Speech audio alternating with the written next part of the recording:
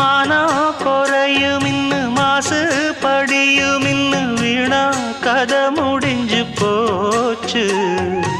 ஈசான மூலையில லேசான பள்ளி சத்தம் மாமன் பேர சொல்லி பேசுது.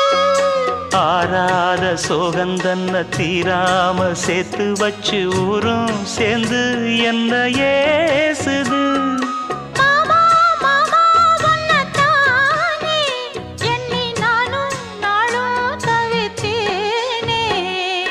கூண்டுக்குள்ள என்ன வச்சு கூடி நின்ன ஊற விட்டு கூண்டுக்குள்ள போனதென்ன கோலக்கிளியே.